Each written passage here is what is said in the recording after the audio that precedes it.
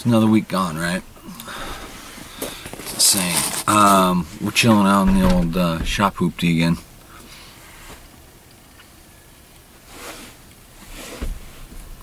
It's actually rainy outside. Last weekend I showed y'all we had white stuff everywhere. It got down to teens for highs. And that's Fahrenheit, not centigrade.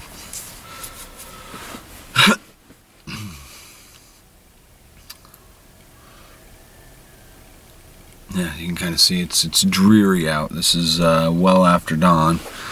Alright, so shop, the world, I don't know, what the fuck y'all want to know about?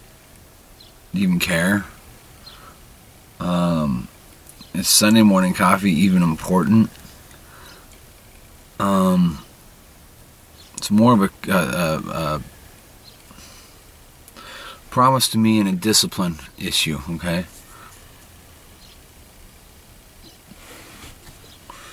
We're up to like 90 Sunday morning coffee episodes now.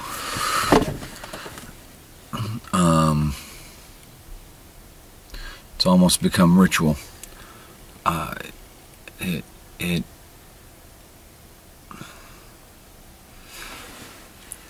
It keeps me focused, and it keeps me in a perpetual state of self-examination. How's that? If I don't take the time to slow down and self-examine, I'm like the 3-year-old on Sugar Rush. Yeah. It's organized, you know. I'm not a linear thinker. Taught myself various linear thought processes pertaining to specific tasks, but I'm not a linear thinker.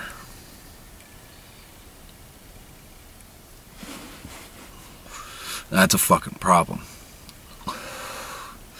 And it's a blessing. Yeah. Things at the shop, things are kind of tense down at the shop. Things are tough down at the shop. Come on, you all can see it coming. We bottlenecked ourselves, haven't been putting up any videos because we haven't been getting enough done to put up videos, right? Right, okay, so we're all on the same page. So, what's the situation then? The situation is Jeremy's definitely feeling the crunch and the pinch. Again, it's been difficult. And nothing more than, or nothing less than more hours is going to fix it. Work is there, everything's there that we need. All the ingredients are there. Now all we got to do is go out and do our part. I have this bad habit. I get hung up doing my part in the shop, working in the shop. Forget to work on the shop.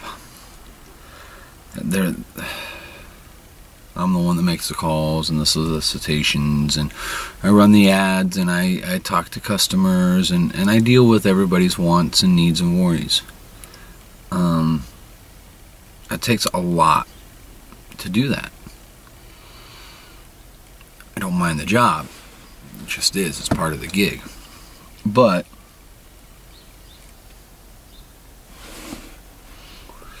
you got to figure that in a balance. You know, I got to sort that out. That's an issue, I guess. That's all there is to it. There's a bunch of you guys out there that comment in, chime in, give advice, 2 cents worth. Sometimes it's nice, sometimes it's not. I gotta be honest, I'm not a you gotta speak to me nicely kind of guy. Some of my favorite subscribers, some of my favorite viewers out there, you guys lay it out there, and you're not gentle about it. Some of my favorite guys have called me a fucking idiot, or you know, on you know, less than skilled in some aspects.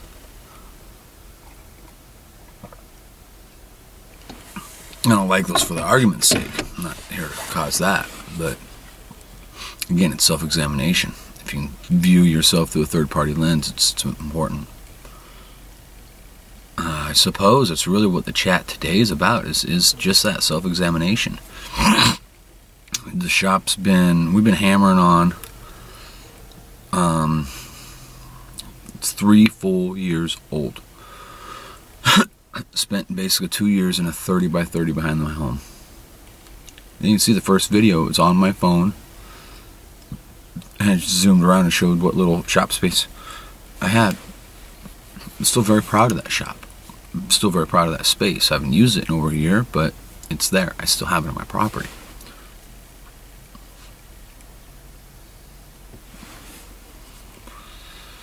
Then our shoebox in Johnston, it opened it up. It gave us 4 times the space on the floor. It was a step in the right direction, but it wasn't enough. Sometimes you have to go out, all out, big, huge, enormous, out, and do it to really get anywhere. It didn't take 6 months, and it stifled us there. So we're in the same situation. I had 2 cars that had to remain inside that we haven't been able to grind on like we need to because we couldn't get the space moved around to move around them properly. And yada yada and so forth and so on. And now, this is the first month in this new space. And it's a whole different tack, a whole different situation, a whole different approach.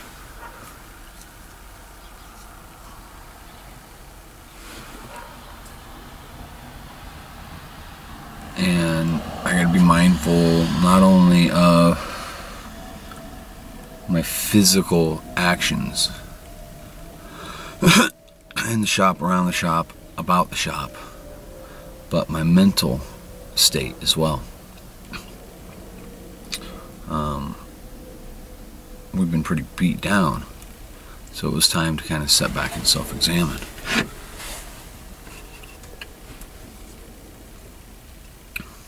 I think it's hard for most people.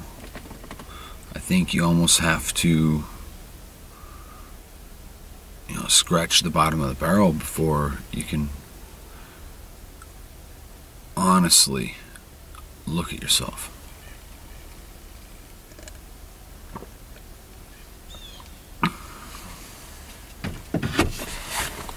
But I'm doing something.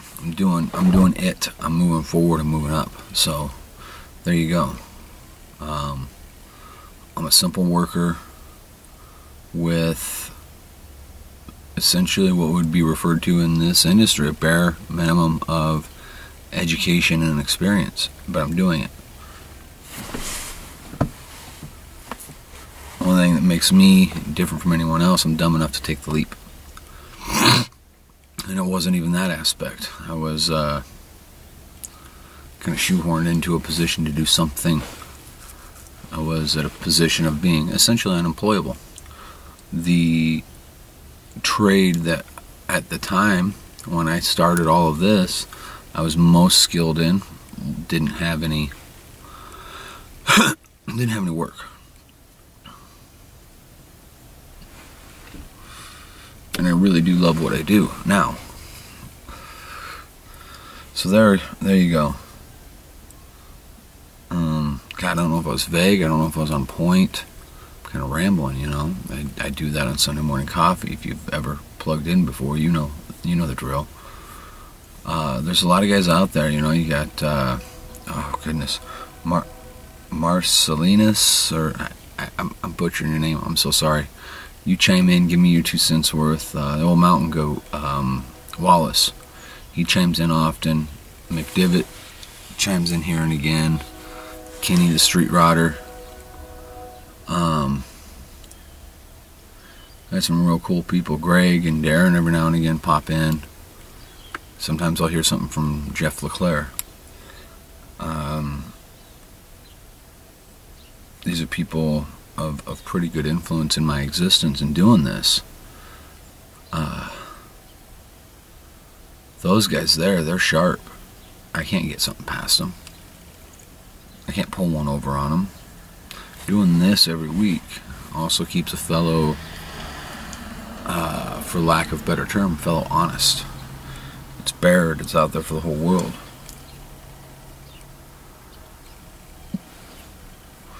my Sunday morning coffees have become a little more than a chronicling of me running down issues that I've got, and I can work through them this way, and chronicling this little shop that started off a little more than a hobbyist shop behind a house. And we're moving up, we're moving forward. There's going to be speed bumps, there's going to be walls, there's going to be plateaus we're going to hit. We hit a plateau here recently that we just can't get off of. We need to move beyond that. So we're working hard on that.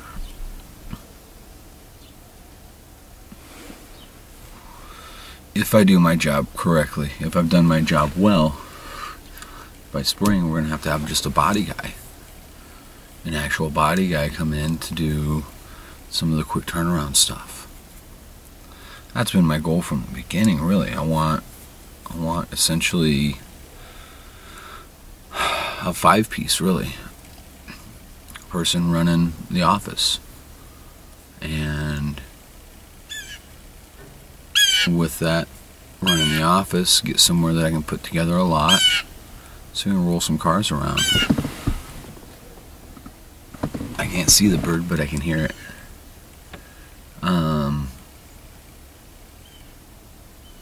Someone that can do car sales and parts vending.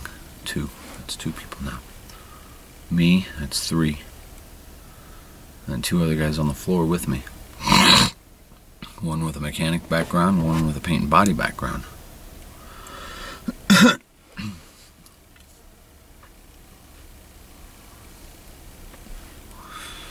But to do that, a shop has to turn almost $1 million a year. So we're back to, I don't know if I want to do that.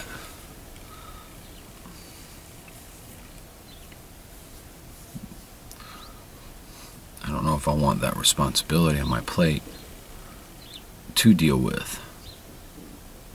So there's a lot of, I gotta put pen to paper. Come first of the year, I'll put pen to paper, put together a minor business plan again.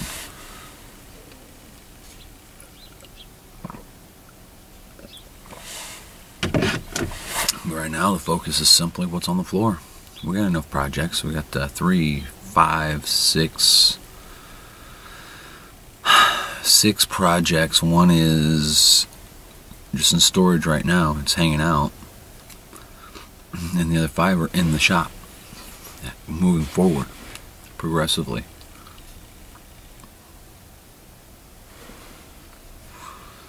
Before, we could only fit 3 projects in the shop, and we were only able to move 1 forward because the other 2 were in the way.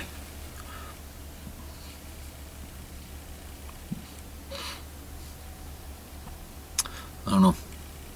There's off times I don't know what the hell I'm doing, really. I ask myself, am I sure this is what I want?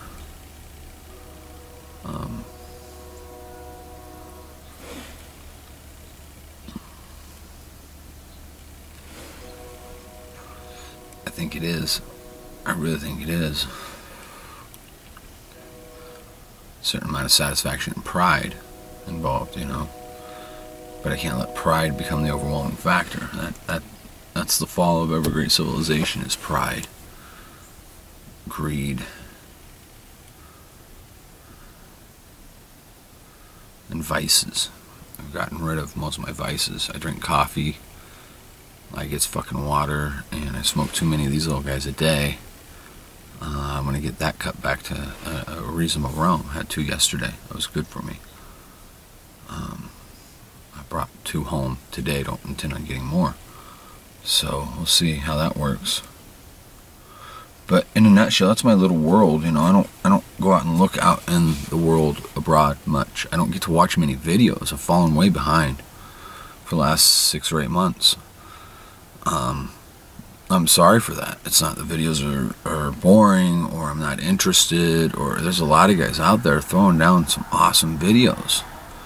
And go check these guys out, the guys I mentioned before, and then you got, I'm going to use this day to thank everybody that's come in, subscribed, watches these videos, I'll get more of these car videos out. I've got one on the cooker right now, the Chevelle, and then I got some bits and pieces from the new shop. But I want you to go check out these other people. I mean, if you're looking around in this vein of things, Muscle Cars and Hot Rods, James Freddy's Muscle Cars and Hot Rods, it's Jeff LeClaire. He hasn't shot anything for some time, but his catalog is amazing. The work he does is amazing. He's a personable fellow. He's cool people. You know, Darren is always got something going on. If you want to find someone to look up to, you look up to that man, because he's got a lot of adversity in his life that he just tackles, not with any great fame or notoriety. He just takes care of business, and that's fucking cool. And he stands by his brothers in the garage. Greg's always doing some wild shit. He's building a guitar right now, and you know, that's another series of videos I've totally missed. Everybody knows Pete. If you've looked up anything in these type of videos, everybody knows Pete. HPR, Underground Auto, Canadian guy. Rich Vix, those two guys. Underground's always got something. Those Canadian vehicles, they're worse than Iowa vehicles for rust. You know, these are people that if you haven't got on, if you haven't been in there and checking them out, go check these people out. I've butted heads with some folks in the past. Dare I say it's been misunderstandings, gross misunderstandings. I speak out of turn and am misunderstood. But I have no, you know, there's nobody out there that I'm adversarial with. You know, Tommy Shoes got his own saga going on with that garage. He's come a long way.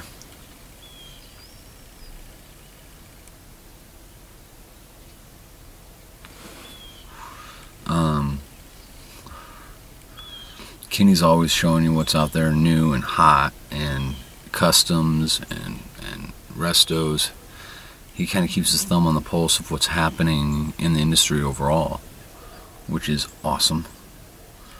You know, there's so many guys out there that I dig watching, I dig communicating with. Over here in Iowa, our very own McDivitt's Customs. That dude's on point too. He does some cool shit. But you know, don't watch this. This is boring. Go find these guys. They're doing something. They're doing stuff, and they're publishing it. They're hitting record.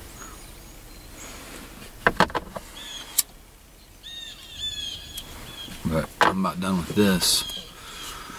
I'm gonna peel up out of here. I gotta load wood today for the house. We, as you all know, we heat off of wood. That's why this thing's here. I may have some repair videos on this shop hoopty coming up, because the front end's about to fall out from under it. Literally. There's a clanking noise underneath. It's either an axle or a drive shaft. I don't know which. It's a little 4x4 pickup. It's bad. Take it up over 35 and it just sounds like the whole front end's going to walk out from under it. But it has the average distance traveled of like 4 miles a day when it gets moved, when it gets used. My goodness, a lot going on, folks. You know, life is interesting, strange, and beautiful. So take time and look around. Don't miss it. You folks hit the record button. I don't care if it's just tell me I'm a hack and a fuck up. That's cool.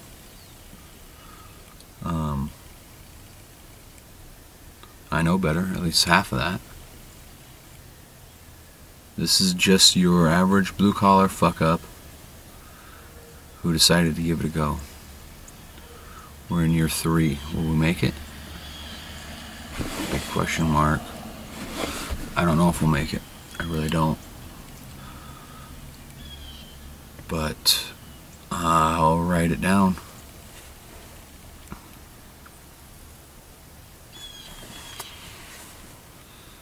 I'll keep working. I'll work harder. I'll work faster. I'll work better. I'll work smarter. So there you go. That's what we got happening. Here's a question for you folks. I have lucky occasion to pick up a 1953 Chevy Coupe. It is a post car. It's not a no-post hardtop. It is a post car, but it's a 53 Chevy Coupe. It's all there. Looks like original patina, maybe a little bit of body work at one point, and possibly a paint job, but it's at least 40-year-old paint job. But it's all there. All the doors work, all the glasses in it. The driver's side window's broken. Looks like somebody put a bullet through the driver's side glass. All the trim's there. It's a stripped down model, and it's a roller. It's got a late model rear end under it. If I got that thing running and driving and just cleaned up, do like they do on the TV, what are those worth? I aim to find out what it's worth and do exactly what it takes to get that out of it. How's that?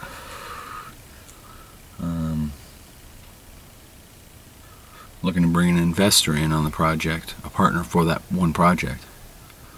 Investor for the shop overall is a bad idea.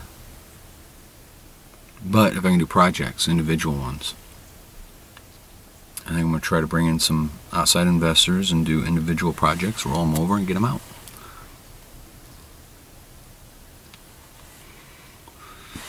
But if we move a few projects like that, it'll dig us out of the hole quick. That's the idea.